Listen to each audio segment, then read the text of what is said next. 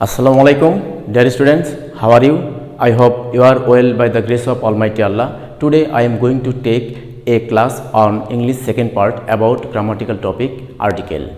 At the beginning of my lecture, I would like to say something about article. At first, we have to know what is article. Articles are words that define a noun as specific or unspecific. Generally, a, an, and the are called article. We can also call article as adjective or determiner.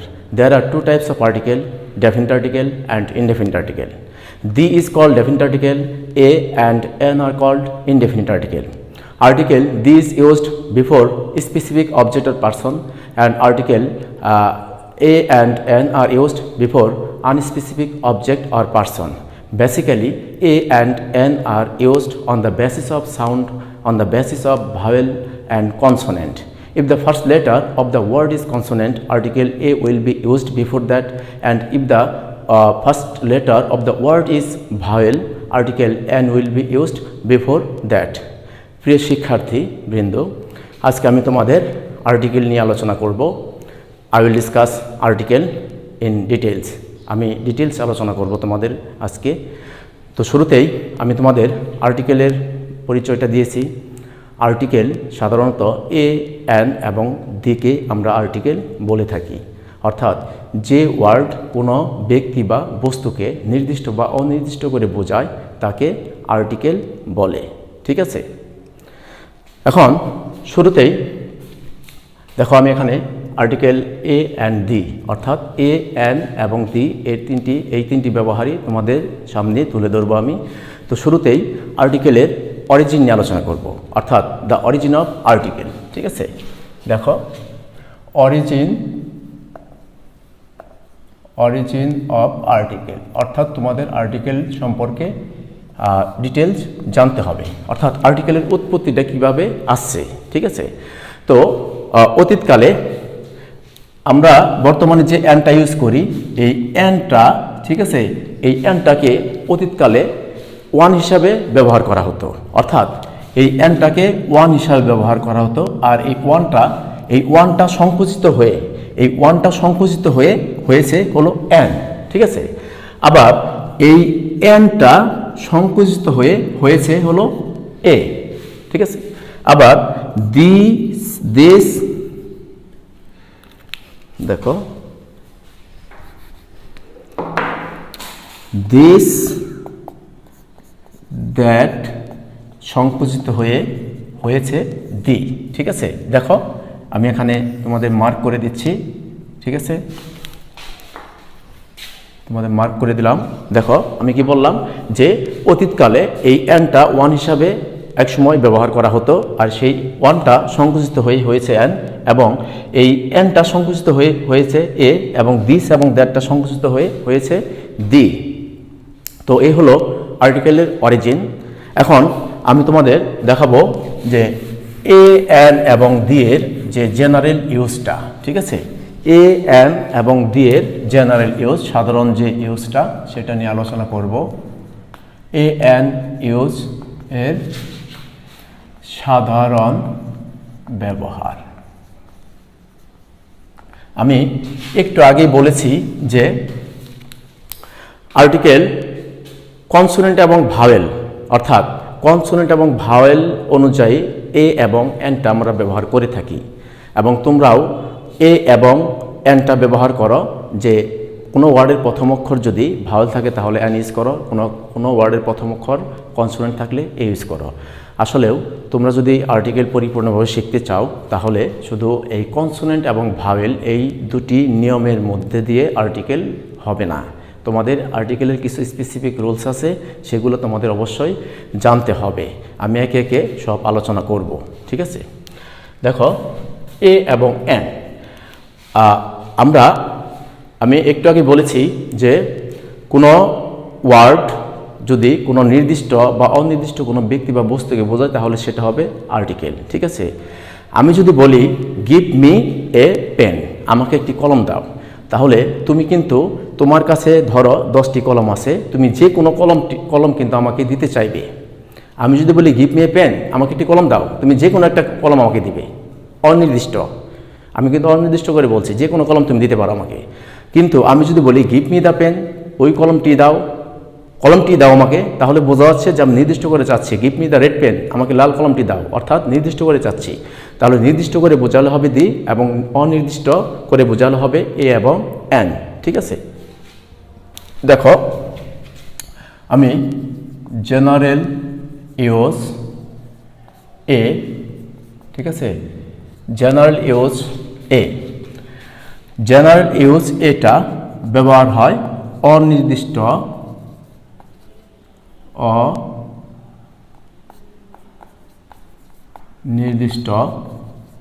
কোনো ব্যক্তি বা বস্তুর পূর্বে। ঠিক আছে, অনির্দিষ্ট কোনো ব্যক্তি বা বস্তুর পূর্বে এই এটা ইউজ হয়, এটা হলো এর জেনারেল ইউজ।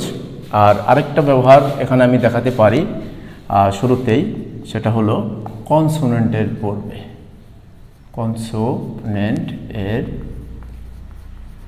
পূর্বে। ঠিক আছে, তাহলে এটা ব্যবহার হয় কনসোনেন্টের পূর্বে এবং অনির্দিষ্ট কোনো ব্যক্তি বা বস্তুর পূর্বে। ঠিক আছে, তোমরা যদিও জানো, তারপরে আমি আলোচনা করছি। আবার আমি যদি এন এর জেনারেল ইউজটা দেখাই, তাহলে এনটাও কি হবে, এনটা হবে ভাওয়েলের পূর্বে, এনটা বসবে ভাওয়েলের পূর্বে এবং অনির্দিষ্ট কোনো ব্যক্তি বা বস্তুর পূর্বে। ঠিক আছে, তাহলে দেখা যাচ্ছে এটা কনসোনেন্টের পূর্বে ব্যবহার হয়ে থাকে এবং অনির্দিষ্ট কোনো ব্যক্তি বা বস্তুর পূর্বে। ঠিক আছে, আবার জেনারেল ইউজ এন এর ব্যবহারের ক্ষেত্রে দেখা যাচ্ছে ভাওয়েলের পূর্বে এনটা ব্যবহার হয়ে থাকে এবং সেটা অনির্দিষ্ট কোনো ব্যক্তি বা বস্তুর পূর্বে। এবং এই ক্ষেত্রে জেনারেল ইউজ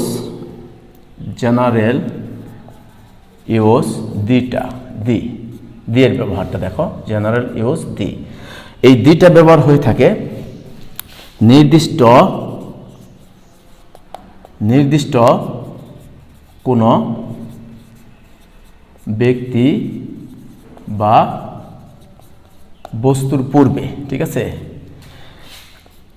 অর্থাৎ টি, টা, খানা, খানি বোঝাতে দি ব্যবহার করতে হয়। ঠিক আছে, তাহলে এখানে আমি তোমাদের এ, এন এবং দি এর যে সাধারণ ইউজটা আছে, জেনারেল ইউজটা আছে, সেটা আমি তোমাদের দেখিয়ে দিলাম। তোমরা একটা স্ক্রিনশট দিয়ে রাখতে পারো।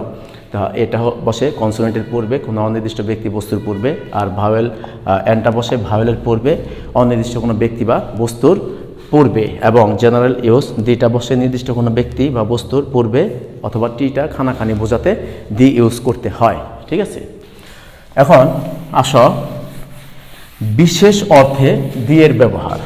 এখন আমি দেখাবো যে বিশেষ অর্থে দি এর ব্যবহার, বিশেষ অর্থে দি এর ব্যবহার, বিশেষ অর্থে দি এর ব্যবহার। ঠিক আছে, তো বিশেষ অর্থে দি ব্যবহার হয়ে থাকে চারটি ক্ষেত্রে। আমি একে একে দেখাচ্ছি। প্রথমেই হলো ফ্যামিলিয়ার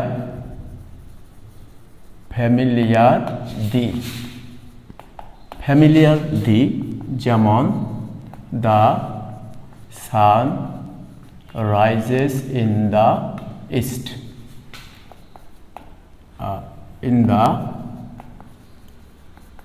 ঠিক আছে, the sun rises in the east. দেখো এক্ষেত্রে কিছু কিছু সুপরিচিত বা কিছু কিছু অপরিচিত ওয়ার্ড আছে যেগুলোর ক্ষেত্রে সবসময় দি ইউজ করতেই হবে, যেমন the sun, the moon, the earth. ঠিক আছে, এই জন্য একে বলা হয় ফ্যামিলিয়ার দি। ঠিক আছে, এটা হলো ফ্যামিলিয়ার দি। এরপরে আসা হলো ডেফিনিং দি, অর্থাৎ ডেফিনিং দি হলো নির্দিষ্ট কোনো, অর্থাৎ কিছু কিছু ওয়ার্ড যা নির্দিষ্ট করে বলা হবে, সেই নির্দিষ্ট ওয়ার্ডের ক্ষেত্রে দি ইউজ করতে হয়। যেমন নোবেল, দ্য নোবেল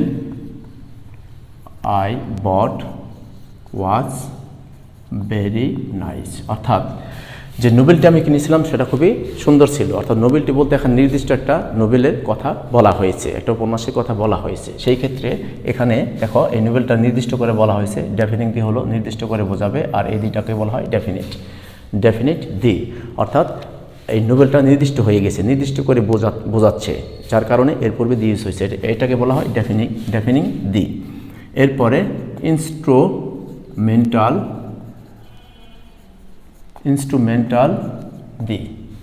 ইনস্ট্রুমেন্টাল দি, যেমন দ্য সোনার, দ্য বেটার।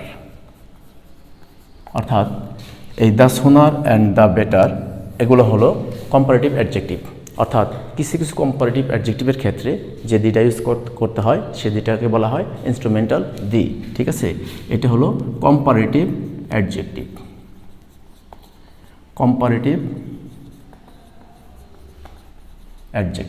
ঠিক আছে, এরপরে লাস্ট ওয়ান,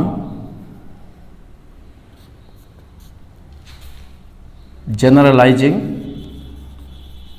দি। অর্থাৎ সার্বজনীন দি। কিছু কিছু ওয়ার্ডের ক্ষেত্রে তোমার দি ইউজ করতে হয় যে ওয়ার্ডটা ওই জাতীয়ই সকলকেই বোঝাবে, সেই ক্ষেত্রে যে দিটা ইউজ করতে হবে সেটাকে বলা হয় জেনারেলাইজিং দি। যেমন the dog is a faithful animal.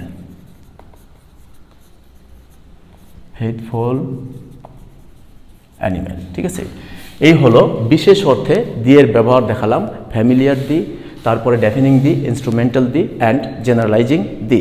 ঠিক আছে, তো এখন আসো এ এবং এন এর ব্যবহার। আমি সাধারণ ব্যবহারগুলো দেখালাম, এখন আমি ধীরে ধীরে মূল আলোচনায় চলে যাচ্ছি। এ এবং এন এর ব্যবহার। ঠিক আছে, এ এবং এন এর ব্যবহার। ঠিক আছে, দেখো আমরা সাধারণত জানি এ এবং এন এর ব্যবহারটা সাউন্ড দ্বারা নিয়ন্ত্রিত হয়। ঠিক আছে, এ এবং এন এর ব্যবহারটা, এ এবং এন এর ব্যবহার সাউন্ড দ্বারা নিয়ন্ত্রিত হয়। ঠিক আছে, এ এবং এন এর ব্যবহার সাউন্ড দ্বারা নিয়ন্ত্রিত হয়। অর্থাৎ যদি কোনো ওয়ার্ডের প্রথমে কনসোনেন্ট সাউন্ড আসে তাহলে তার পূর্বে এ বসবে, এবং যদি কোনো ওয়ার্ডের প্রথমে ভাওয়েল সাউন্ড আসে তাহলে তার পূর্বে এন বসে। তোমরা এই নিয়মগুলো পূর্বের ক্লাসে পড়ে আসছো, তোমরা ভালোভাবে জানো। তারপরেও যেহেতু তোমাদের প্রথম ক্লাসে তোমাদের আলোচনা করছি, এই জন্য ডিটেলস আলোচনা করছি আমি। ঠিক আছে, এখন তোমরা সবাই জানো কনসোনেন্ট এবং ভাওয়েল। আমরা জানি ইংরেজিতে 26টি লেটার আছে, তার মধ্যে 21টি হলো কনসোনেন্ট এবং 5টি হলো ভাওয়েল। সবাই তোমরা ভাওয়েল চিনো, এ, ই, আই, ও, ইউ। ঠিক আছে, এই 5টি হলো ভাওয়েল। এই ভাওয়েলের ক্ষেত্রে সবসময় বসবে এন। ঠিক আছে, এবং আর বাকি যে 21টি থাকবে কনসোনেন্ট, তাদের পূর্বে বসবে হলো এ। অর্থাৎ কনসোনেন্ট বাংলা ব্যঞ্জন বর্ণ এবং ভাওয়েল স্বরবর্ণ। তোমরা ভালোভাবেই জানো যে সকল লেটার নিজে নিজে উচ্চারিত হতে পারে সেগুলো ভাওয়েল, আর নিজে নিজে উচ্চারিত হতে পারে না ভাওয়েলের সহযোগিতা ছাড়া, সেগুলো হলো কনসোনেন্ট। ঠিক আছে, তো আমি তোমাদের শুরুতেই আমি বলেছিলাম যে আর্টিকেল কিন্তু দুই ভাগে বিভক্ত। ঠিক আছে, দুই ভাগে বিভক্ত, সেটা হলো আমি বলেছিলাম এ এবং এনটা হলো ডেফিনিট আর্টিকেল এবং দিটা হলো ইনডেফিনিট আর্টিকেল।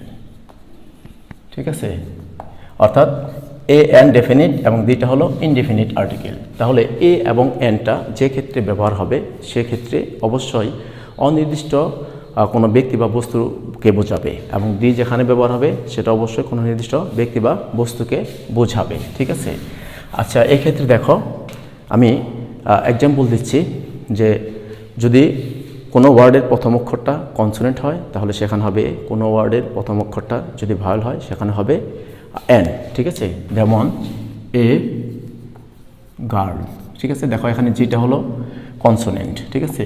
তারপরে এ স্টুডেন্ট, দেখো এখানে এসটা হলো কনসোনেন্ট, ঠিক আছে।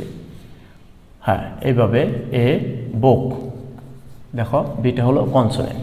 আবার আমি যদি লিখি অ্যান আইসক্রিম, দেখো এই ক্ষেত্রে আইটা হলো ভাওয়েল, এই জন্য এখানে বসছে অ্যান, ঠিক আছে। তারপরে অ্যান অ্যাপল, দেখো এখানে এটা হলো ভাওয়েল, অ্যান বসছে, ঠিক আছে।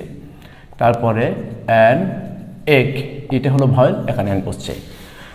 তো তোমাদের আশা করি তোমরা বুঝতে পেরেছ, ঠিক আছে। এ এবং অ্যান যে সাধারণ অর্থে বা জেনারেলি যে আমরা যে ইউজ করে থাকি কনসোনেন্ট ভাওয়েলের ক্ষেত্রে, সেটা আমার মনে হয় তোমাদের ক্লিয়ার হয়ে গেছে, ঠিক আছে। এখন আসো ব্যতিক্রম নিয়ম, ঠিক আছে। এ এবং এন এর ব্যবহারের ক্ষেত্রে একটু ব্যতিক্রম আছে, সেটা হলো যে ও যদি ওয়া এবং ইউ যদি ইউ এর মতো ব্যবহার হয় তবে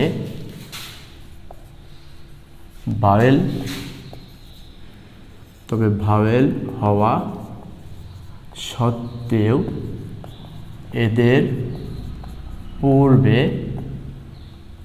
এ বসবে। যেমন I saw dash one eyed man, তাহলে এক্ষেত্রে দেখো ওয়ানটা ওয়ার মতো উচ্চারিত হয়েছে, ঠিক আছে। তাহলে এখানে হবে এ, আর তারপরে হি is a dash university student, দেখো এই জায়গায় ইউটা হলো ইউর মতো উচ্চারিত হয়েছে, এই ক্ষেত্রে এ হয়েছে, ঠিক আছে। তাহলে আমি এখানে দেখালাম যে ও যদি ওয়ার মতো উচ্চারিত হয় এবং ইউ যদি ইউর মতো উচ্চারিত হয় তাহলে তাদের ক্ষেত্রে এ বসবে, ঠিক আছে। এরপর আরেকটি ব্যতিক্রম নিয়ম হলো যে এইচ এর উচ্চারণটা, অর্থাৎ এইচ এর উচ্চারণটা ভাওয়েলের মতো হলে তার পূর্বে অ্যান না বসে এ বসবে, ঠিক আছে। যেমন আমি যদি এক্সাম্পল দেই, হি ইজ অনেস্ট বয়, তাহলে এই ক্ষেত্রে খেয়াল করো যে অনেস্টটা উচ্চারণ করতে, অর্থাৎ এইচটা এখানে তার নিজস্ব উচ্চারণটা আসতেছে না। যেমন এখানে যদি নিজস্ব উচ্চারণটা আসতো এইচ মানে হনেস্ট হতো, ঠিক আছে, হনেস্ট। এখানে কিন্তু হনেস্ট উচ্চারণ না হয়েছে অনেস্ট, তাহলে ও অর্থাৎ ভাওয়েলের উচ্চারণটা আসছে এখানে, ভাওয়েলের মতো উচ্চারিত হইতে এইচটা, যার কারণে এখানে বসবে অ্যান, ঠিক আছে। এখন দেখো যদি এই জায়গায় শুধু অনেস্ট থাকে, ঠিক আছে। আমি একে একে আরও কিছু নিয়ম আলোচনা করতেছি। যখন হি ইজ অনেস্ট, এই ক্ষেত্রে তুমি এখন কি লিখবা? ম্যাক্সিমাম স্টুডেন্ট এই সেন্টেন্সের উত্তরটা লিখতে অনেকেই ভুল করো তোমরা, কারণ তোমরা জানো যে অনেস্টের আগে অ্যান বসে, কিন্তু শুরুতে আমি তোমাদের বলে নিয়েছি তোমরা শুধু কনসোনেন্ট এবং ভাওয়েলের ক্ষেত্রে যদি ব্যবহার করে তোমরা আর্টিকেল করো তাহলে সেই ক্ষেত্রে তোমাদের আর্টিকেল ম্যাক্সিমামই ভুল হবে। তোমাদের অ্যাপ্রোপ্রিয়েট নিয়ম জানতে হবে যে কেন এখানে এ বা অ্যান বসবে, ঠিক আছে, সেই কারণটা তোমাকে জানতে হবে। তাহলে এই ক্ষেত্রে খেয়াল করো, অনেকেই তোমরা এখানে হয়তো অ্যান বসাবা, কারণ অনেস্টের আগে অ্যান বসে, তোমাদের সবার জানা এটা, কিন্তু এখানে যখনই অ্যান বসাবা তখনই তোমাদের ভুল হয়ে যাবে। কারণ তুমি দেখো এখানে এই অনেস্টটা কোন পার্টস অফ স্পিচ? অবশ্যই অনেস্টটা অ্যাডজেক্টিভ, ঠিক আছে। কোন পার্টস অফ স্পিচ? অ্যাডজেক্টিভ। তাহলে এখানে যদি বসে হিজ অ্যান অনেস্ট, যদি আমি এখানে অ্যান বসাই তাহলে এই ক্ষেত্রে তুমি কি করবা? যেমন হিজ গুড, কারণ এখানে অনেস্টটাও অ্যাডজেক্টিভ, গুডটাও অ্যাডজেক্টিভ। যদি এখানে তুমি অ্যান বসাও তোমাকে অবশ্যই এখানে এ বসাতে হবে, কারণ অনেস্টটাও অ্যাডজেক্টিভ, গুডটাও অ্যাডজেক্টিভ, ঠিক আছে। কিন্তু সেন্টেন্স এখানে কিন্তু দুটি ভুল আর্টিকেল, দুটি ভুল ব্যবহার হয়েছে। কাজেই এই ক্ষেত্রে বসবে হলো ক্রস এবং এই ক্ষেত্রেও বসবে হলো ক্রস। তোমরা মনে রাখবে যে যদি এই অ্যাডজেক্টিভের পরে কোনো নাউন থাকে, যেমন এখন দেখো, এখন অবশ্যই তোমাকে এখানে আর্টিকেল এ অথবা এন বসাইতে হবে। এখানে বসবে এন, এখানে বসবে এ, ঠিক আছে? তাহলে নিয়মটা কি দাঁড়ালো যে অ্যাডজেক্টিভের নিয়মটা হলো যে অ্যাডজেক্টিভ এর পরে নাউন বসলে, এবং নাউনটা সিঙ্গুলার হতে হবে, ঠিক আছে? অ্যাডজেক্টিভের পরে নাউন বসলে তার পূর্বে এ অথবা এন বসবে। নিয়মটা আমি লিখে দিলাম, ঠিক আছে? তোমরা এইভাবে মুখস্থ করবে, তোমরা নিয়মগুলো লিখে রাখবে। অ্যাডজেক্টিভের পরে নাউন বসলে তার পূর্বে এ বা এন বসবে। এখানে অনেস্ট অ্যাডজেক্টিভ, বয় নাউন, অ্যাডজেক্টিভ নাউন, ঠিক আছে? ওকে, এখন আসো, যদি এই সেন্টেন্সটা এইভাবে থাকে, he is an honest dash boy. দেখো এখানে অ্যাডজেক্টিভ এবং বয় এই দুটির মাঝখানে তোমাকে একটা আর্টিকেল ইউজ করতে হবে। তাহলে এখানে দেখা যাচ্ছে যে অ্যাডজেক্টিভ অনেস্ট অ্যাডজেক্টিভ আর বয়টা হলো নাউন। তাহলে তোমরা মনে রাখবে যে অ্যাডজেক্টিভ এবং নাউনের মাঝখানে সবসময় ক্রস বসে, তাহলে এখানে বসবে হলো ক্রস, ঠিক আছে? অ্যাডজেক্টিভ এবং নাউনের মাঝখানে ক্রস বসবে, অ্যাডজেক্টিভ এবং নাউনের মাঝে ক্রস বসে, ঠিক আছে? যেমন he is an honest dash boy, তাহলে এখানে ক্রস হয়ে যাবে। আবার এই অনেস্টটা যদি শুরুতে থাকে, ঠিক আছে? যেমন দেখো, দ্য অনেস্ট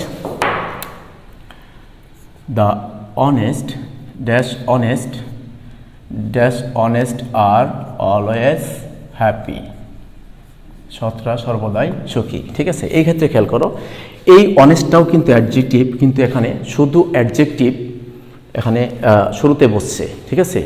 তাহলে মনে রাখবে শুধু অ্যাডজেক্টিভ যখন শুরুতে বসবে, ঠিক আছে, তাহলে সমগ্র জাতিকে বোঝাবে। এই অনেস্ট বলতে সমগ্র জাতিকে বোঝাচ্ছে, ঠিক আছে? যেমন honest, the rich, the poor, the honest, the virtuous, the religious, এগুলো দ্বারা সমগ্র জাতিকে বোঝায়। আমরা সাধারণত জানি জাতির পূর্বে দি বসে, ঠিক আছে? আর সমগ্র জাতি যদি বোঝানো হয় কোনো অ্যাডজেক্টিভ দ্বারা, তাহলে সেক্ষেত্রেও দি ইউজ করতে হবে, ঠিক আছে? দেখো এখানে কোনো অ্যাডজেক্টিভ নাউন বসে নাই, শুধু অ্যাডজেক্টিভ যখন সাবজেক্ট বা অবজেক্ট হিসেবে ব্যবহার হবে, তাহলে তার পূর্বে দি ইউজ করতে হবে। তাহলে এখানে আমি ব্যবহার করব দি, ঠিক আছে? আশা করি তোমরা বুঝতে পেরেছ।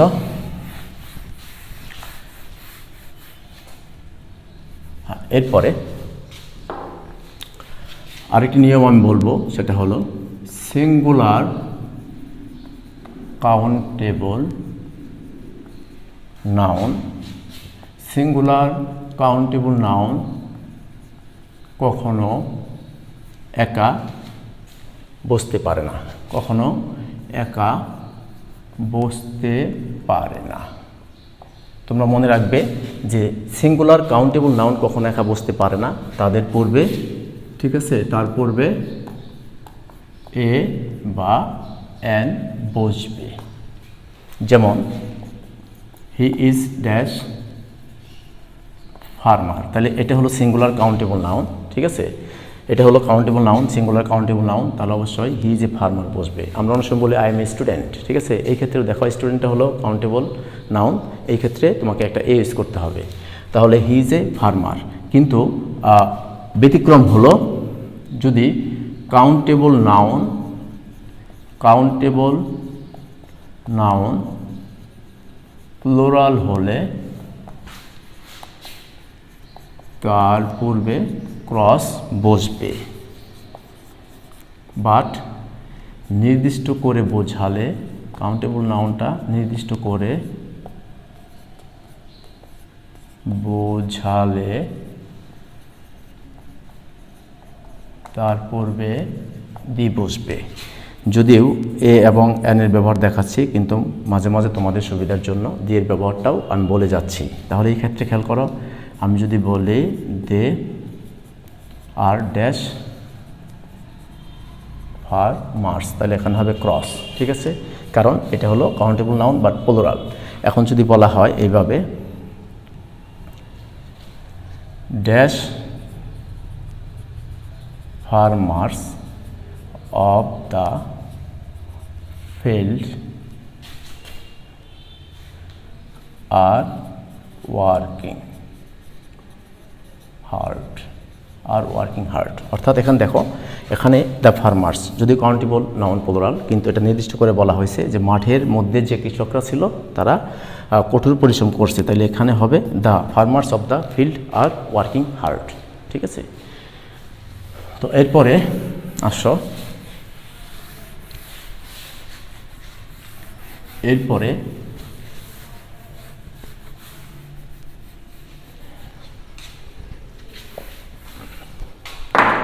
কোনো অনির্দিষ্ট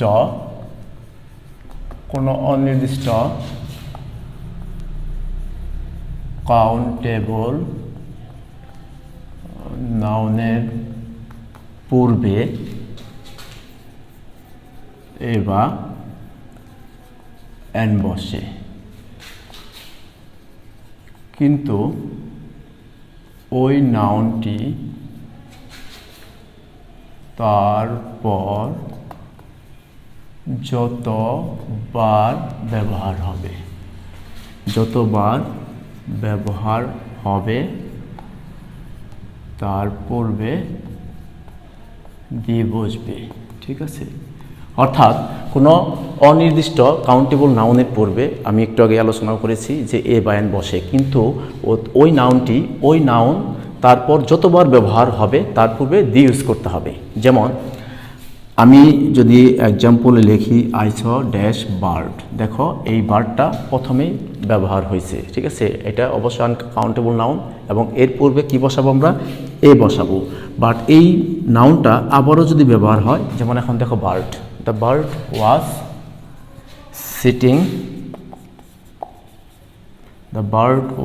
সিটিং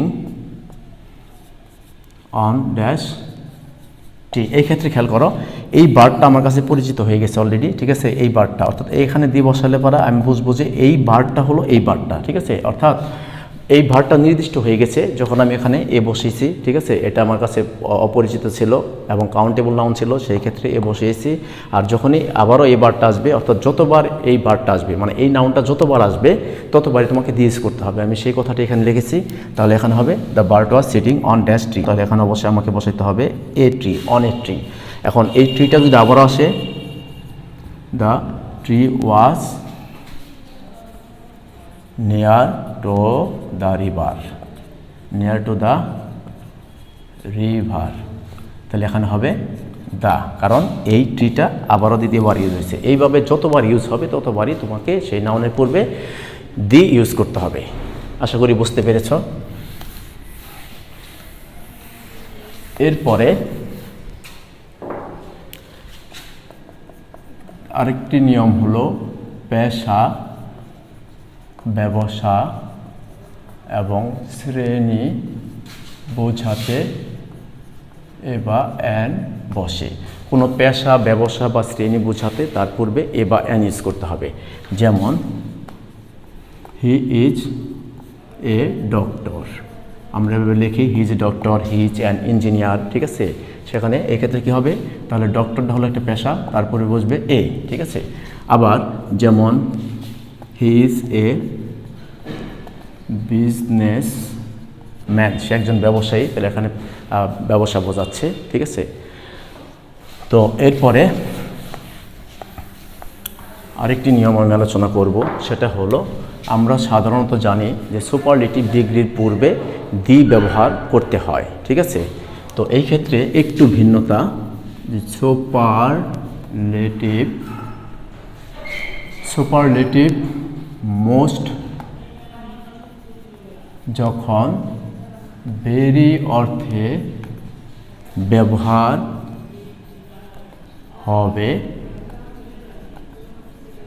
তার পূর্বে এ বসবে। অর্থাৎ আমরা জানি যে মোস্টটা হলো সুপারলেটিভ ফর্ম। ঠিক আছে, কিন্তু এই সুপারলেটিভ ফর্মটা যখন ভেরি অর্থে ব্যবহার হবে, ঠিক আছে, অর্থাৎ মোস্টের বিপরীত শব্দ হলো প্রতিশব্দ হলো ভেরি। যখন এই মোস্টটা যখন ভেরি অর্থে ব্যবহার হবে তখন তার পূর্বে এ বসাতে হবে। যেমন he is most clever boy in the class. এই ক্ষেত্রে খেয়াল করো, মোস্ট ক্লেভার, মোস্টটা যদি সুপারলেটিভ ফর্ম, কিন্তু এই মোস্টটা কোনো অ্যাডজেক্টিভের পূর্বে বসে কিন্তু সুপারলেটিভ ফর্মটা গঠিত হয়, ঠিক আছে। কিন্তু এই ক্ষেত্রে খেয়াল করো, এই মোস্টটা ক্লেভারের আগে বসছে, তাহলে তোমাকে বুঝতে হবে যে এই ক্লেভারের একটা নিজস্ব একটা সুপারলেটিভ ডিগ্রি বা সুপারলেটিভ ফর্ম আছে। মোস্ট ক্লেভার কখনোই এটা সুপারলেটিভ ফর্ম হয় না, ঠিক আছে। যেমন হয় মোস্ট বিউটিফুল, মোস্ট অ্যাক্টিভ, ঠিক আছে, মোস্ট ইন্টারেস্টিং, এগুলো হলো সুপারলেটিভ ফর্ম। বাট ক্লেভারের নির্দিষ্ট একটি সুপারলেটিভ, একটা সুপারলেটিভ ফর্ম আছে, ঠিক আছে। যেমন ক্লেভারেস্ট, ক্লেভারার আর ক্লেভারেস্ট, অর্থাৎ ক্লেভারেস্ট হলো সুপারলেটিভ ফর্ম, এর নিজস্ব একটা সুপারলেটিভ ফর্ম আছে। সেই ক্ষেত্রে অবশ্যই মোস্ট ক্লেভার কখনোই সুপারলেটিভ ফর্ম হতে পারে না। তাহলে এই ক্ষেত্রে তুমি বুঝে নেবে যে এখানে এই মোস্টটা ভেরি অর্থে ব্যবহার হয়েছে। তাহলে he is a very clever boy in the class, অথবা he is a most clever boy in the class, অথবা আরেকটা যদি লিখি আমি, it is dash most interesting novel, ঠিক আছে। এখন it is the most interesting novel, তুমি যদি এখানে দিয়ে ইউজ করো তাহলেও এটা সেন্টেন্সটা কারেক্ট হবে, কারণ মোস্ট ইন্টারেস্টিংটা হলো সুপারলেটিভ ফর্ম, ঠিক আছে। বাট তুমি যখন এখানে যদি তুমি মনে করো যে আমি এখানে মোস্টটা ভেরি অর্থে ব্যবহার করব, তাহলে তোমাকে এখানে অবশ্যই এ ইউজ করতে হবে। তুমি যদি এটাকে ভেরি অর্থে ব্যবহার করো তাহলে it is a very interesting novel, ঠিক আছে। তো আশা করি তোমরা বুঝতে পেরেছ। আজকে আমার এই পর্যন্তই ক্লাস ছিল। তো পরবর্তীতে আবার অন্য কোনো নিয়ম নিয়ে আমি তোমাদের সামনে হাজির হব। সেই পর্যন্ত তোমরা ভালো থেকো, সুস্থ থেকো। আর ক্লাসটি দেখার জন্য তোমাদেরকে ধন্যবাদ।